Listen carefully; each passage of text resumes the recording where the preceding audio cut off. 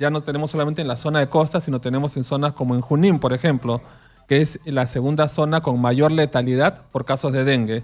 No donde hay más casos de dengue, pero sí la segunda en letalidad después de Lambayeque. Ahora vamos a pasar a otro tema.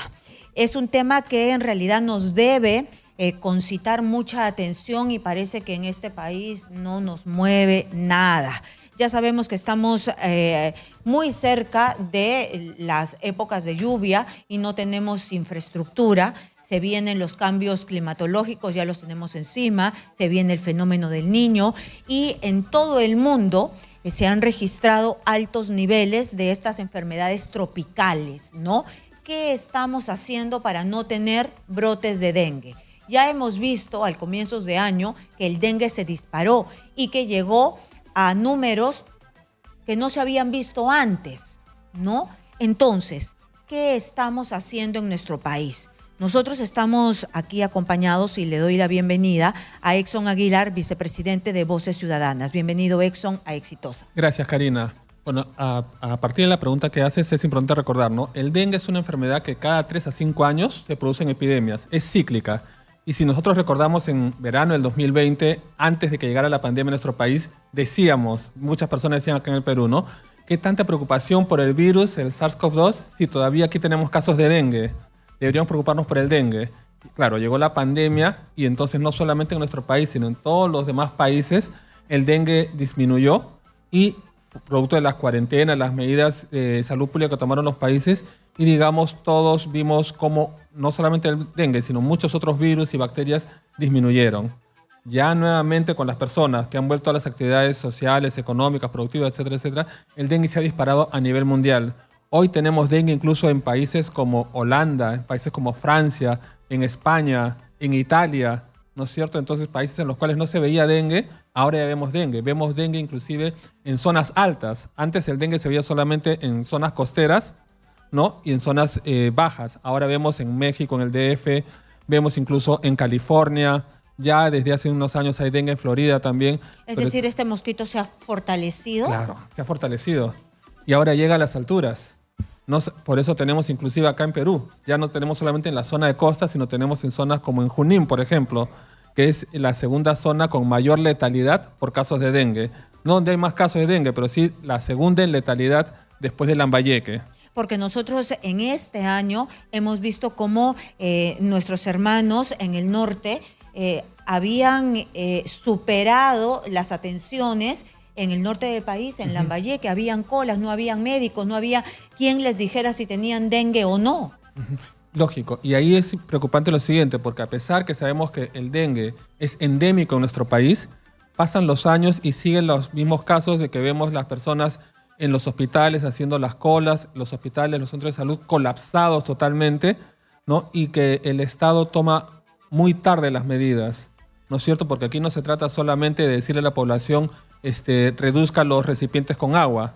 O sea, hemos renunciado como Estado, desde las entidades del sector salud, por ejemplo, a un trabajo intersectorial en el cual tengamos una comunicación fluida y cercana con la población. Pensamos que la comunicación para el dengue se maneja desde las redes sociales, desde las oficinas, los comunicadores y las personas de promoción social.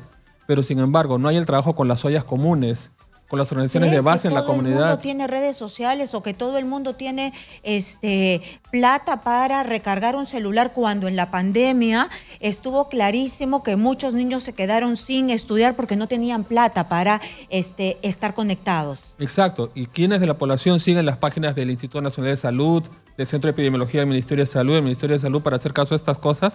Definitivamente no es la mayoría. Entonces tenemos que hacer un trabajo articulado con las organizaciones de la comunidad, con la sociedad civil, con los alcaldes. Los alcaldes tienen un rol fundamental, los gobiernos regionales también, pero sobre todo, así como vemos las obras que todavía no se ejecutan para el fenómeno del Niño, eso tiene un impacto no solamente ya en las obras que no se hacen, sino en lo que vamos a ver, porque el impacto del dengue se va a venir con todo. Y lo malo es que la mayoría de esta población que está expuesta no tiene agua, desagüe, tienen todos estos pozos amontonados con agua que tiene muchos días o obras a mitad de hacer que se convierten en focos de infección. Así es, por eso es que el trabajo para la prevención del dengue y de otras enfermedades no puede ser solamente del sector salud, tiene que ser un trabajo intersectorial en el que interviene vivienda y saneamiento, interviene el Ministerio de Educación, interviene el MIDIS, interviene Transportes y Comunicaciones.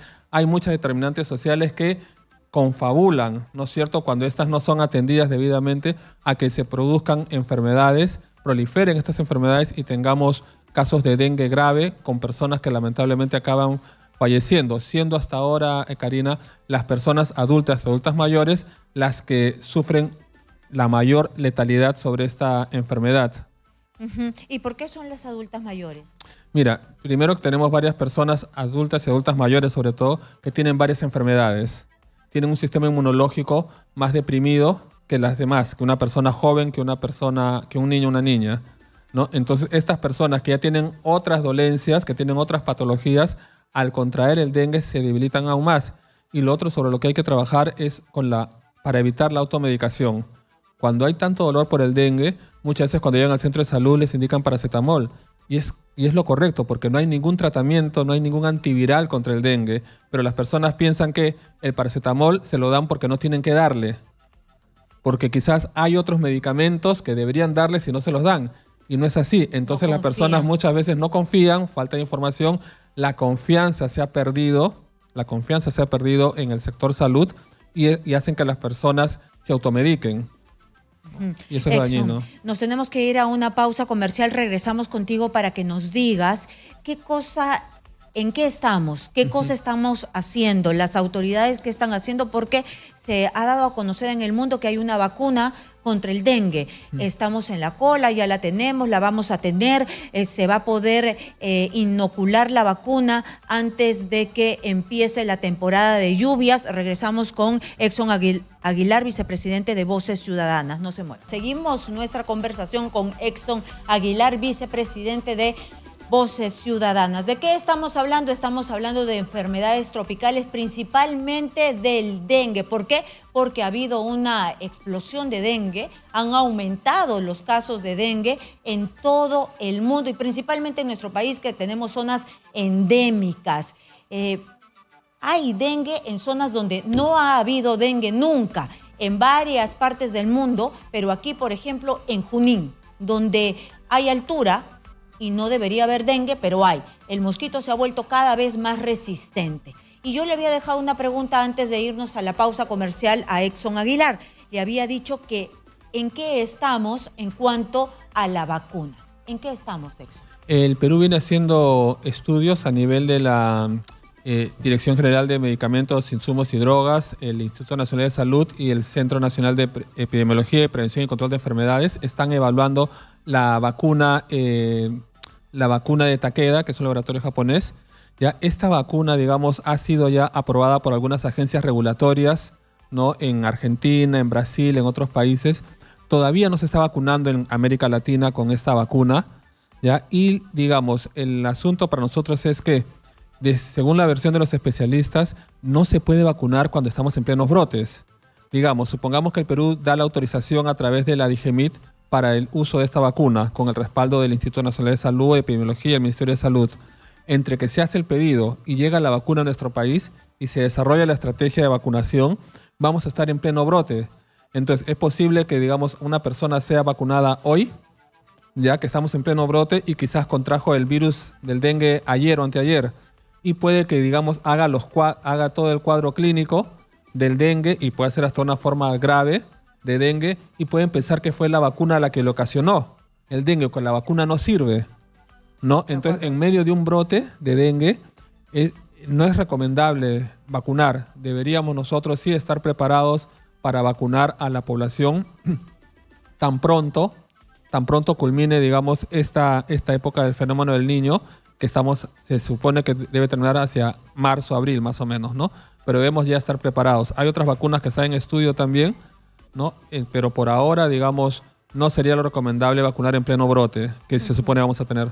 Para tener claras las cifras, el brote de dengue de este año hubo más de 400 fallecidos y 268.000 personas infectadas de gravedad, ¿no? De gravedad.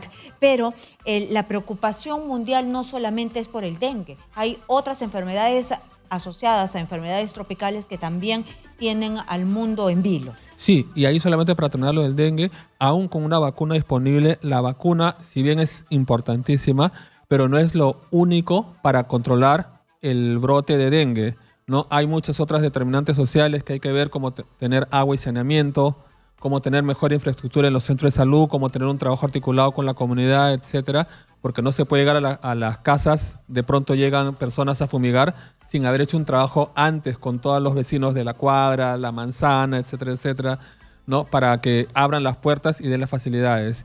Además del dengue, tenemos otras enfermedades que, producto del cambio climático, estamos viendo un incremento. Si bien hay incremento de Zika, chikungunya, y malaria, no se ha dado y no se está dando en la medida de los casos de dengue, ¿no? Pero nuevamente, además del dengue, Zika, chikungunya, con la vuelta a las actividades productivas, económicas, sociales, hemos visto el repunte de otras enfermedades transmisibles, casos de sarampión.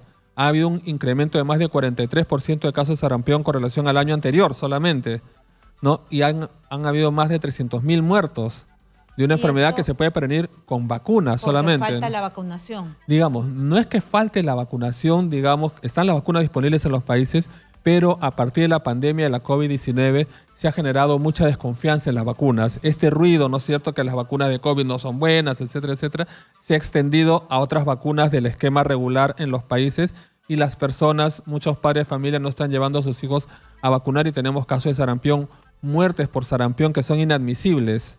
Y tú me estás hablando de estas 300.000 muertes, pero a nivel mundial. A nivel mundial, sí. Muy bien, sí, es inadmisible porque con una vacuna se salva a un niño, un bebito, y no puede ser que por la desconfianza hayan muertes. Muchas gracias a Exxon Aguilar, que nos viene a explicar cómo están las cosas, cómo se debe trabajar multisectorialmente. Lamentablemente no vemos muchos avances. Ojalá que algo se avance para que el dengue, además del fenómeno del niño, las lluvias, las sequías, no nos agarre como siempre, como si fuera la primera vez que el fenómeno del niño nos toca las puertas. Exxon Aguilar, vicepresidente de Voces Ciudadanas. Muchas gracias.